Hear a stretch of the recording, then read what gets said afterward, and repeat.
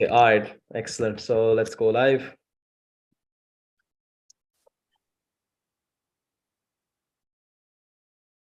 Okay, all right. Welcome, everyone. Thanks for tuning in to Winsador's Win Your Day podcast, where we discuss the little things that make a big difference in your life. And today we have with us Naresh Nigam and Smita Sinha.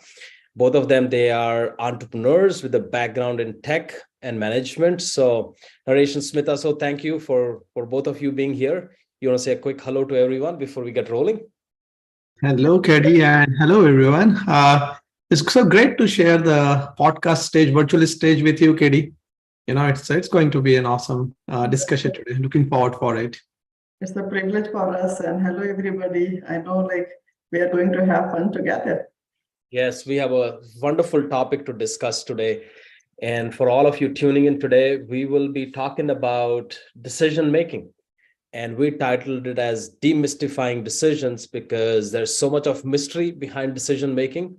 Hopefully, we can discuss this topic today and give you some pointers, some framework which you can use to make good decisions for yourself. And just to tee up the whole topic, they say a good life is a fruit of series of good decisions. If you make good decisions over a period of time, chances are you're going to have a great life for yourself. But the challenge is we discuss so many different topics in our life, but decision making never gets discussed.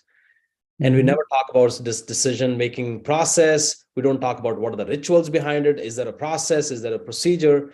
So what most people do when it comes to decision making is either they procrastinate, and you and I have done it. We sit on a decision, we're like, oh, should I do it, not do it? I'm not sure. So we procrastinate.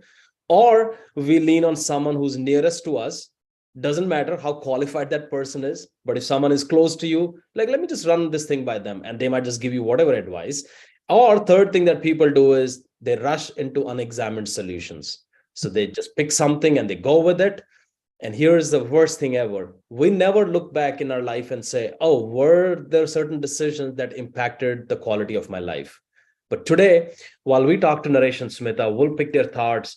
We'll find out from them what's this whole secret of making decisions, any framework we can use, what have they applied in their own life, and where they have gotten with that. Okay, so Naresh and Smita, like they say, chief enemy of good decision making is lack of perspective.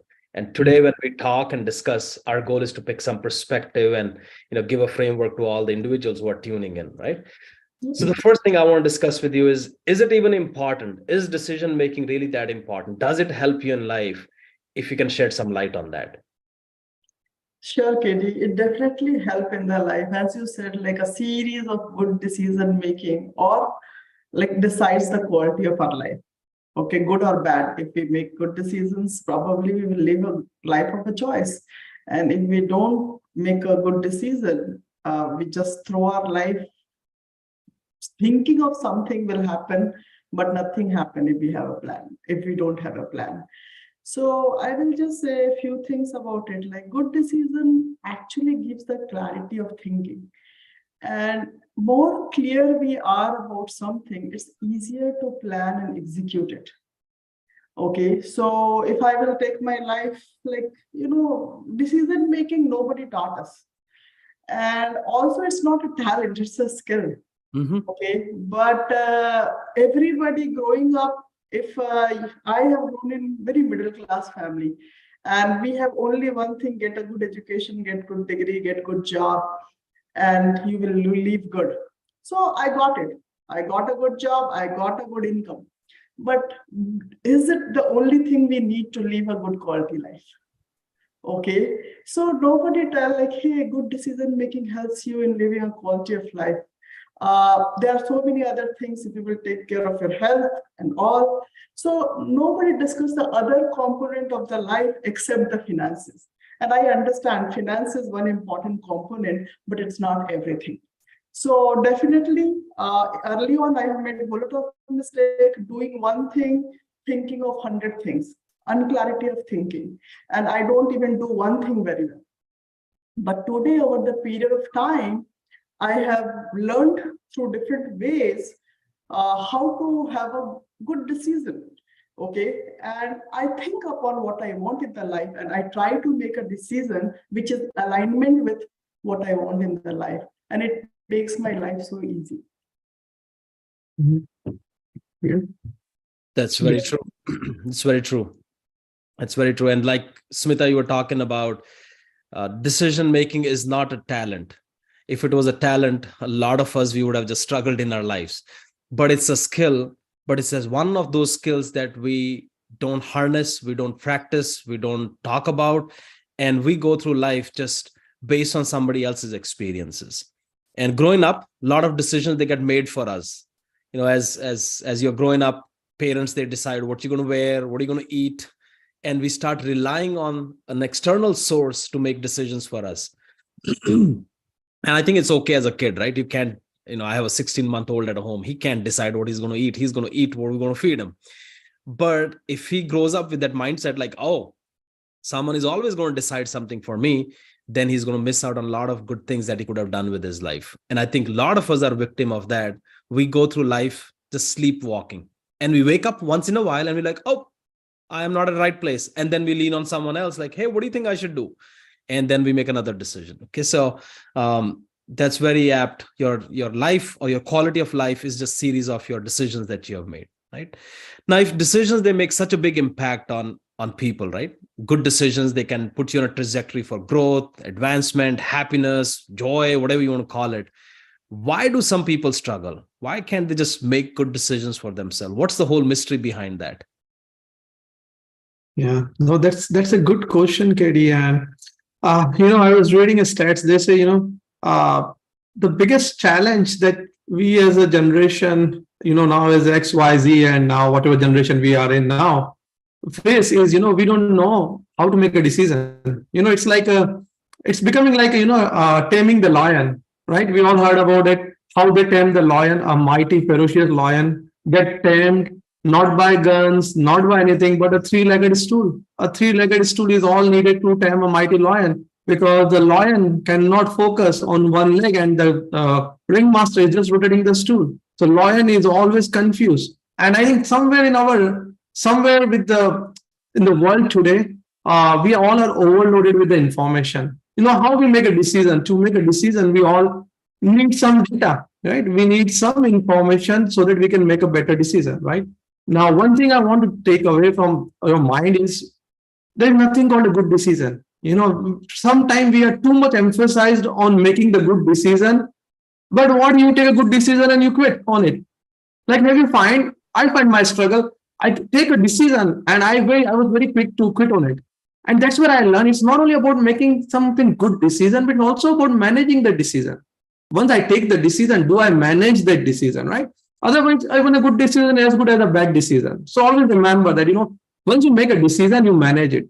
Second is declutter the information. We are overloaded with information. Don't get confused like that lion, right? There is a curve and there was a study that was done actually by Walmart a long time back. And what they found is when they were keeping too few products in an aisle about, let's say, laundry detergent, people don't like it because there's a very few choices to make. So they reversed it and they fill up the entire aisles with a lot of laundry detergents. Now, the problem was people go in that aisle, people looking at laundry detergent and just come out without taking any laundry detergents. Now, what happened? Now there's a problem because there are too many options. So, there is always an optimum of information what is needed. They come up with a graph. They say, between the number of time and the decision. So, in our life, it's also like that. If you try to take a decision on too few information or too less of information, you will feel frustrated. You would have thought after taking a decision, oh, what if I would have waited for more information? But at the same time, if you're waiting for too much of information to gather everything in hand to make a decision, by the time you make a decision, the train is already left the platform, right? So what you need is just enough information to make a decision. If we in our mind make the point that I will never going to have all the facts in my hand to make a decision, I will be happy, and that's what is the secret of success for most of the CEOs today. They don't have the entire picture or entire fact with them, but they have enough information where they try to piece the puzzle together. That's where your creative thinking come in. That's where your mastermind alliance come in. They never had all the information, but they have smart people who they go and lean on and work with to say, okay, I have 70% of the information. Can I try to piece the puzzle together? It might not be fully complete, but can I see that the puzzle is actually a face of a human being? And can I just take the decision and start managing it from that point onward? Right. And that's where, Katie, we saw, uh, waiting too long to make a decision is actually a disaster. And I will close with that. There's there are a lot of people who are on the deathbed, and they ask, what is something that you regret? And the biggest regret that people have is not about making the bad decision. The biggest regret they had is they didn't decide when the time was there, right? So that indecision, the price we pay for the indecision is much, much, much higher than the price you will pay for making a wrong decision, right? They say decision making is like riding a bike. Once you start riding it, you can change the direction. But the problem is if you don't make a decision, the bike is stationary. You can never balance on it. So only riding a bike which is in motion, you can change the direction. So start making the decision. It's okay. How you make a good decision? Somebody asked Mohan Buffet. He says, actually they ask how you are so successful. And he says, I make the good decision. Said, how do you make a good decision? He said, by experience. Said, how do you get a bad experience? One because I get experience by making bad decisions. And that's what the life is all about, right? You will make a decision, let it be bad, that's okay. Learn from that experience. But most important thing is, Warren Buffett, when he was going through that journey, he was not alone. Whatever the experience he was getting, he was weighing it through his own coach and his own mentor, right? Charlie Munger. So when you are making a decision, make sure that you have somebody well qualified looking and doing a brainstorming with you. Napoleon Hill call it as the mastermind alliance. Beautiful book by him if you like to read Mastermind Alliance, right? Key to riches, and you will love it. But yeah, Katie, a long answer to a short question, because I think life. No, there is no long answers. We have a long life to live. So perspective is king. We talk about execution is king, but execution comes from perspective. And I think, like I was saying earlier, a lot of people don't decide or make random decisions because they don't have sufficient perspective. And like you were talking, right, we have abundance of information around us, but what's that information about? I have met people who know exactly how to make a cappuccino, but they don't know how to balance their bank account. They have no idea where their money comes and goes. They have every idea about how to get six-pack ab. They have all the information, but they don't know how to execute. Why? Because they don't have enough perspective on their own body. So never a long answer. So I love that. And discipline is something, when you remember, you remind yourself what you want for long term versus what you are seeking short term. That's all discipline is about. And that's where managing the decisions, like you were talking about, I think is so important. So important. Everyone talks about making decisions, but very few people actually manage the decisions we made. And I'm pretty sure, right, Narration Smitha, right now, this is February 17th already. The folks who made a decision on January 1st, they're going to be exercising every day and 4 hours every day. And they got themselves, they shopped ahead of time. They got new pair of sneakers and new shorts and new t-shirt. Everything was ready. Most of them, they didn't manage that decision. That emotion is gone. And probably now those sneakers, I don't know, kids are playing with it. Something is happening there. So, but managing those decisions is so very important. And the last thing that you talked about, I love, is everyone talks about making decisions, managing decisions, but very few people understand the cost of not making a decision, right? And I'm just going to change the word decision to choice, because when we say decision, a lot of people are like, oh my God, I have to decide. But I'll just change it with a choice. When you choose, you already made the choice. And I'm loving this conversation because it's going to give people some framework. So let's move on from there. Let's talk about some framework. So give us some components to a good decision making, or just a process of making decision. Let's say if I want to buy a car, or I don't know, I'm seeking romantic relationship with someone. I'm married, but if someone is seeking romantic relationship, or I don't know, whatever, they have to make some choices. Is there a framework we can follow, or I just go with my gut feel, or what's the framework you guys follow for yourself? Yeah, no, I think it's all good questions after good questions, Katie. Right?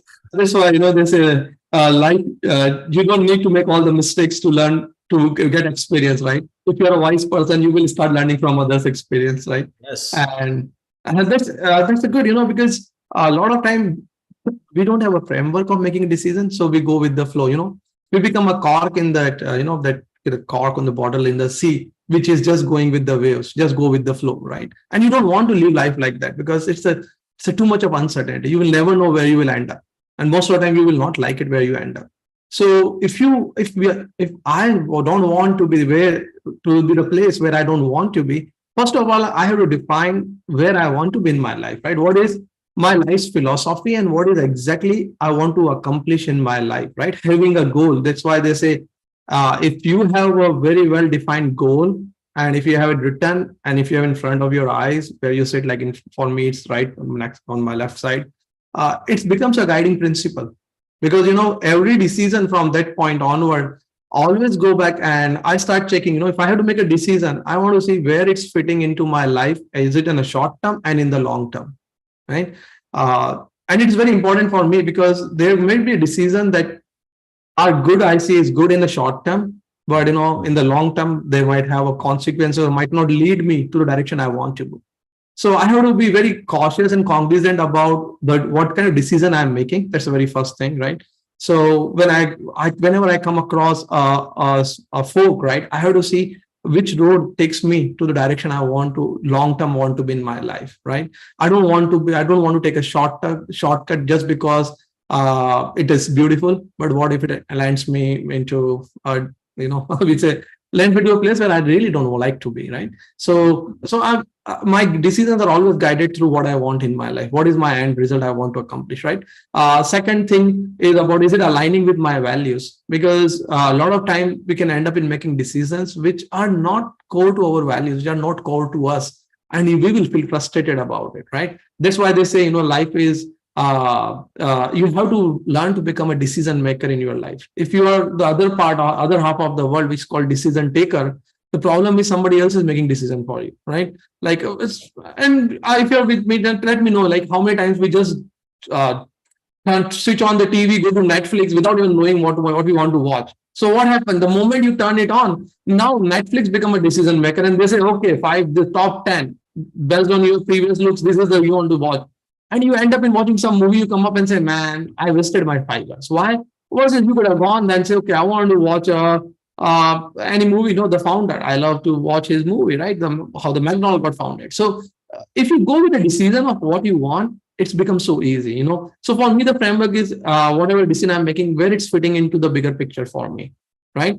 Second thing is it something that I need to pursue the right away? Because, there are things that you don't want to, even though they are right, come in front of you, there's some things you want to put on the back burner, right? Like for me, writing a book is one of the things I want to do, but that's not something I want to do right away. So I have to also look at, what are my immediate, is it that decision something is about something that I need to take care immediately or something fits right now in my plan?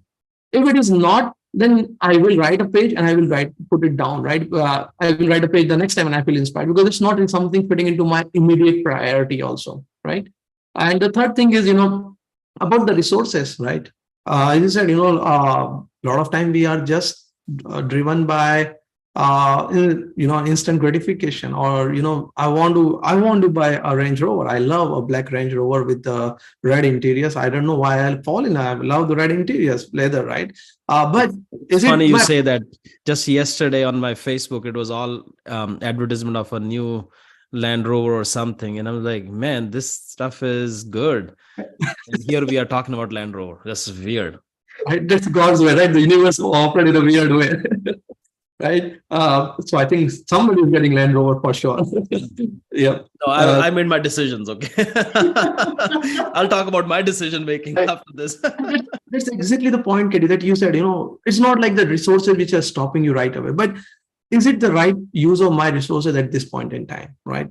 My resources can be in the place where give me a better results, right? So some of these things I look at, and the last thing that I'm sold out to is when I learned about, I keep talking, you will hear a lot about mastermind analysis, because I still want to have a perspective of a very well qualified person in that field, right? It's like just you go to a heart surgeon before a heart surgery, right? You go to a good car mechanic if you have a car problem. I go to a right qualified person, or my coaches and mentor if I'm making a life decision, right? I just don't go and randomly start asking about my neighbors or my co-workers, what they think about it. So these some of things, Katie, I just take care of, where it fits into my plan, Is it something that has to be my immediate priority, right? And third is like, running any decision with my coaches and mentors, because to me that saves me, I don't know how much of money and more than frustration and time. Oh, that's wonderful. Smita? Yeah, I will just say, like many a times, we are scared of making decisions. Okay. And as I said, like we ask our friends and family, all are well wishers. They are good well wishers, but not all the well wishers are well informed. Mm-hmm. Okay. So I will not go with anybody and everybody. And as I said, like I will take some time to find out what is my values. What is my priorities? Let's say like I'm saving some money for my kids' education, and it is big money. So like suddenly, if my friend said, "Hey, we are making a plan for a Hawaii trip. You want to go?" So, it's not that I don't want to go, but I don't want to use that money because I have already made a decision for that particular money. And that is the best thing. If my decision is aligned with our values, our priorities, it's very easy to say no. Mm-hmm. Okay. Right. And if I have not given the priorities, we will fall for everything. And then when we really need it, we don't have it. Very true. No, excellent. Great points. And, recently I've been thinking about this, and then I studied this whole 5 new angles you can look at, or 5 different set of eyes you can look this decision-making process through. And it was wonderful information, very different perspective. And I loved that. It says, when you're about to make a decision, you see it through 5 different eyes. First eye you see the decision through is an eye of an enemy. What would your enemy decide for you? So let's say if I had to ask my enemy, and here's a beautiful thing about enemies. Your friends can fake it. Enemies will never fake it. They will tell you something that's going to make sure that you disrupt your whole life. So if I had to call one of my enemies, I don't have enemies, but let's say someone really hates me and I call that guy, I'm like, hey, I'm thinking of buying a Land Rover. And they go, yeah, sure, you should. You deserve it. You worked hard. And that could actually stagnate my progress, right? So you ask a question through the eye of an enemy. I'm not saying you do the opposite, but it gives you perspective. Like we were saying earlier, right? Good decisions are just a byproduct of enough perspective. So ask yourself a question. What would my enemy decide for me? Number 2, look at the decision through the lens of your gut. Somewhere deep within, we all know what's the right decision, but then our emotions take over. Mm-hmm. Oh, I should not eat pizza tonight, which I am, by the way. I don't care today. Decision has been made already. But let's say I should not eat pizza today. But we're like, no, I really deserved it. I worked hard this week. But deep within, our gut tells us the decisions we need to make, right? Third perspective, or the third lens you look at decision making through, is just imagining in a backdrop, you have this giant clock that's ticking, and that's called death. And what it does is it gives you a perspective of responsibility, and it takes the fear of pleasing people. You will make decisions based on your values, what is really close to you, versus trying to please someone else. Death has a perspective. And then, of course, you look through the lens of caution. I want to do this, but I want to bring in a perspective of caution as well. How does it impact me 5 years from now, 10 years from now? If a decision doesn't impact me 5 years from now, why am I even spending time making that decision? And the last lens is of courage, which sometimes argues and fights with caution. Caution says, slow down. Courage says, go for it. And that's where your gut comes into picture and says, you want to go for it or not? So those are the 5 angles I recently studied about. It gave me a very different whole idea on decision making. I'm like, yeah, I can use this in my life going forward, right? And like we are moving along with this, and I'm just going to throw in this new topic for you. Is time is one of the things that we need to decide where it goes. Money is another component. Cut the pie the way it is. We are in a materialistic world, or we are in a world where money has its importance. So we need to manage our money well. We need to manage our time well. We need to manage our relationships well. You guys want to shed some light on it? Like, how can someone make sure that their time, just some things you keep in your mind, where do you invest your time? Where does your money go? Any decisions around those 2 components? Because I think those are big components. If someone can learn how to manage their time well, they can learn to direct their money. I think they'll do really good in life. You are right, Katie. So It's very, very important that we take some time out to find out our priorities, you know. And as Naresh was saying, it's very important sometimes to find one person, okay, who is there in the life where we want to go. Okay, sometimes they also help us to clear out our priorities, because if they have everything that I want in their life, then they have figured out something that I need to know or figure it out. Okay, so fortunately, we got one such person, and it helped us to prioritize the thing. So lesser, like if everything is our priority, then nothing is your priority. Or if we say, like, if you have more than 3 priorities or 4 priorities, you have no priorities. So we start prioritizing our life for about 3 things mostly. You know, our relationship, our health, and our finances. Okay, and one thing I know, if I cannot help myself, I have no ability to help others. So first, I want to anchor myself, like wherever I am. If I really want to do charity, I cannot give the charity by being hungry. Okay, so let's say, like for us, like let's say job, for Naresh as a job, so he focus on the job 9 to 5. Anyway, anything comes is a no, because it's already has been prioritized. Evening hours, like 6 to 7:30 is our family time. Okay, so if let's say somebody is inviting me, hey, we ladies are going out, you want to come? You know, it's tempting, but because I have already made an advanced decision for myself, this is the time for my family, and that is my priority, it's easy for me to say no. Okay, if I have not made a decision in advance, I will fall for it, and there goes my time. That is not even in my plan. Okay, so it very well help us to keep important thing important. Okay, let's say I am engaged in business, so evening 2 hours I keep it for it. But if let's say somebody says, hey, I am around your home, I was thinking of having tea with you. Okay, well, it's a very good idea, but I hope you would have told me before, but I am occupied now, and so I'm sorry, I cannot meet. But Saturday, it's free for me, because it is mostly our socializing time, family time. We keep Saturday a little free. So if you're free Saturday, you can come over. So without offending them, you know, I said a no.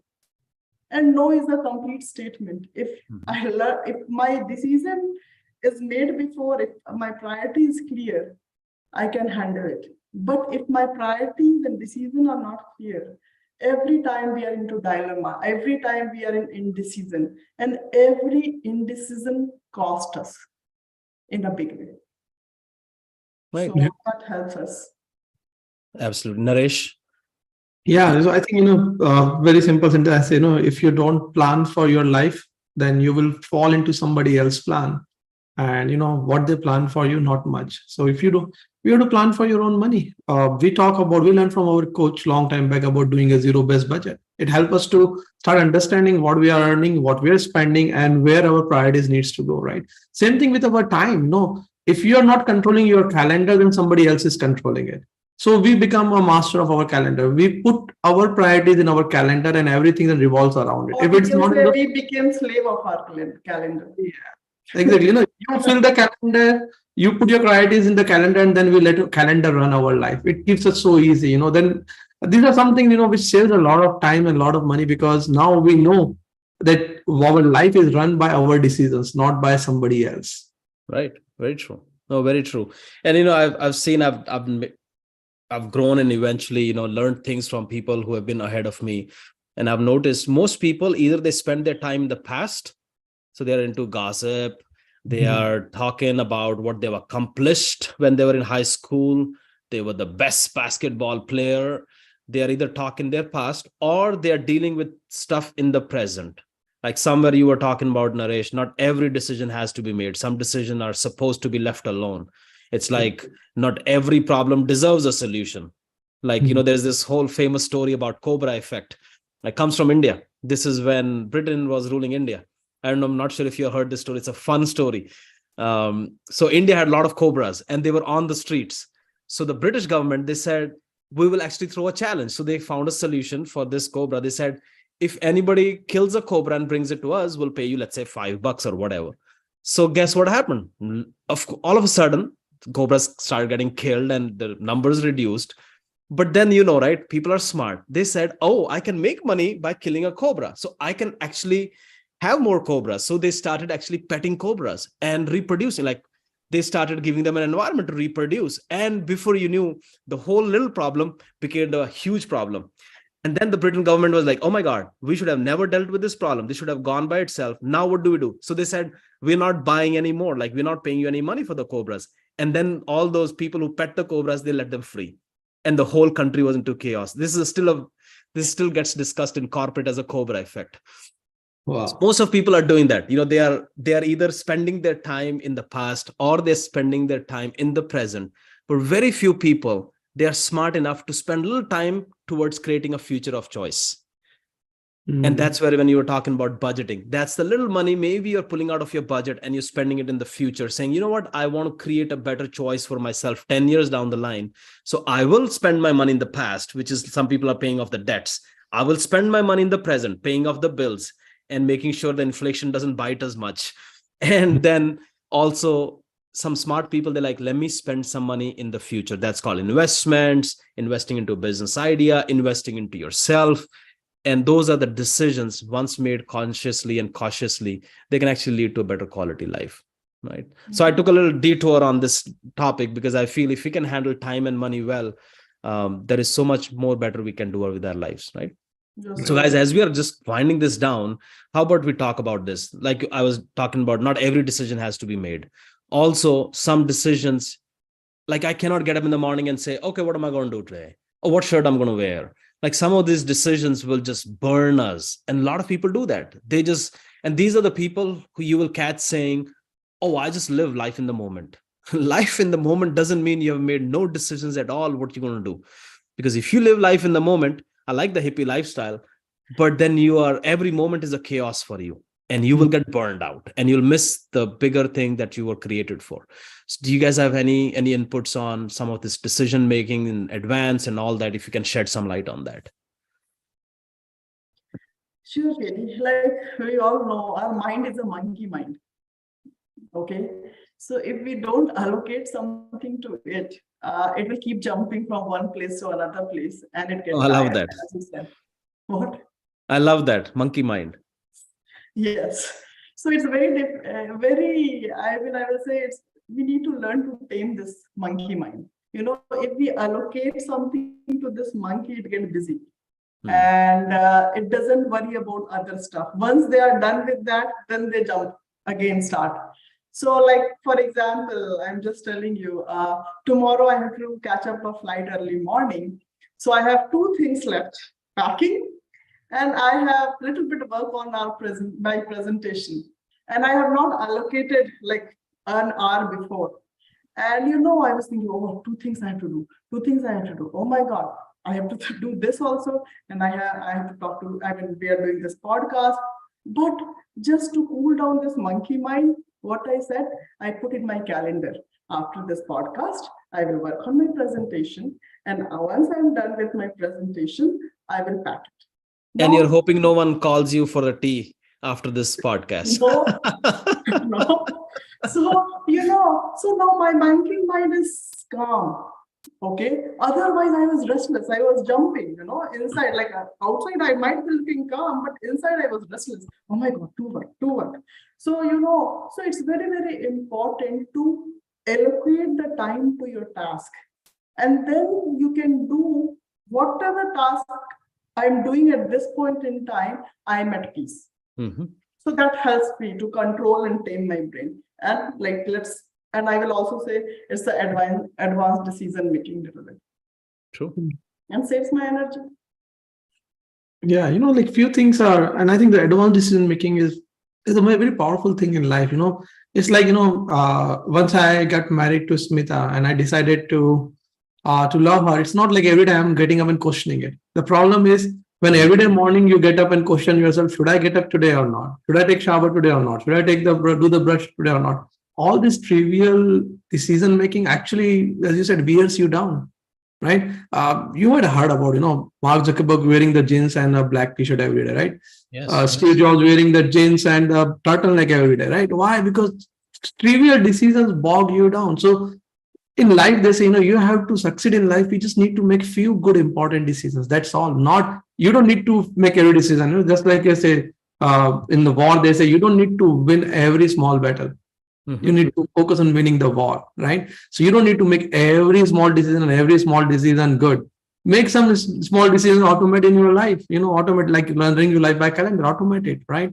My kids, who's picking up, who's dropping up, all in the calendar, automated. We don't need to think about it, right? Use your multi-million-dollar brain to think about the things which are more valuable rather than just making some trivial decisions. Not a very good use of such a powerful computing machine. Yeah. Absolutely. I love that. And that's exactly where I wanted to go with that thought. Just automate some decisions for yourself and keep them simple for yourself, right? If, let's say, during the weekdays, one of the person who's listening to this, they're really busy with their job, they have 2 jobs or they have a family to run. Middle of all this, if you cannot schedule a workout, it's okay, right? You don't have to. But every morning, if you think, oh, should I go for a workout? Not go for a workout. You're just unnecessarily burning yourself up. You could actually put it on your calendar saying, okay, I'm looking at my calendar. I can only work out on Wednesdays and on Fridays and maybe on Sundays. And you made an advanced decision with it. So you're not going to wake up on Monday and like, should I go for a workout? Not go for a workout. Groceries, laundry. Like people sometimes master, this is the funniest thing I've heard. They're like, some people, they have mastered the shortest route to their office. And that's all the mastery they've gained. Like they know exactly what stop sign to go to and what time. They've mastered beating the traffic. So they've burnt so much of energy on a trivial thing versus using that energy for fixing something else. Maybe their relationship sucks. Maybe they could have devoted that kind of energy to fixing a relationship. So I love that, where you make an advanced decision. Like, you guys are an entrepreneur. I'm sure some of the decisions you've already made, like, hey, certain things I do in the evening hours, certain things I do in my afternoon. And that's where you're not conflicted. And when you're not conflicted, you have clarity. When you have clarity, you have confidence. And when you have confidence, you have results to show to everyone. Right. As we're wrapping this up, this has been a wonderful discussion. As we're wrapping this up, anything else on your heart that could help people just to progress with making decisions or making good choices in life? Anything else on your heart or on your mind? Sure, Katie. Like one thing I will say, keep some minutes, at least 10-15 minutes just for yourself to think and plan. Okay, it's very difficult to get rid of this one device. Okay. And if we just learn to leave 15 minutes consciously away from it and think about what really I want in my life or what I want to do today, the life is peaceful and happy for everybody. Okay, so that one thing helps me, like just 15 minutes, I just be away with this device and I just think through how I want this day to go. Might be I don't do in the morning, I do a night before, so that the next day, as you said, I'm not burning out thinking what tasks to do, what not to do. So that helps me just keep me on my priorities and work it. Yeah. And for me, Katie, like a very wise man once said, man makes the choice and the choice makes the man, right? Very true. Not making a choice that most of us try to, when it's a tough choice to make, we try to avoid it. And not making a choice is actually a choice, right? They say if you choose not to succeed, then by default, you choose to fail, right? So step up, make the choice. It's okay to make wrong choices, right? Life is all about taking some decisions wrong and then turning it into right. Nice, very nice, wonderful. And something that I had to very consciously include in my own choices is that I'm okay, and I've settled my thought with being bored is okay. Because there was time in my life, if I found myself not doing something, I was like, I got to do something. It's like, oh, why am I just sitting here? And I remember talking to my coach. I said, I have nothing to do on my calendar today. He's like, isn't that great? I'm like, no, but I'm a performer. I'm a doer. He's like, so what are you going to do with your evening today? I'm like, I'm going to watch something. I'm going to go meet my friend. I'm going to do something because I can't sit idle by myself. And then slowly I started hearing what I was saying. I was like, oh my God, I have become like a robot. And nothing wrong with a robot. From outside, it looks like someone is really focused. But deep within, I knew I was just chasing something which was not even there for me to chase. So I said, I will normalize being bored. So there are times when I'm so bored, I just don't know what to do. So I just sit there. Maybe I'm getting wiser, I'm getting older, but either way, it's helping me. And I love that. They say, you were saying 15 minutes. If you do a challenge in America that you for 15 minutes you don't touch your phone, everyone in the country at the same time, like from 8 to 8:15 today, don't touch your phone, or we'll have 911 phone calls. The people have panic attack. They're like, oh my God, I can't live without my phone. So I have normalized, at least in 2023, normalized being bored. I think it's okay for us to be a little bored. Yeah. But thank you, both of you. I know you have a busy household, 2 kids at home, and that to 2 wonderful boys who are ambitious, who are always doing something creative and fun. But you still took out some time to talk to the crew over here who's been listening. So I'm sure this must have been a great value add. So thank you, Naresh. Thank you, Smita. We'll talk to you guys soon. Thank you so much, KD. It was great sharing the virtual stays with you. Thank you. Yes, and good luck with your packing and good luck with your flight tomorrow. Yay. Yes. All right. Bye-bye. Take care.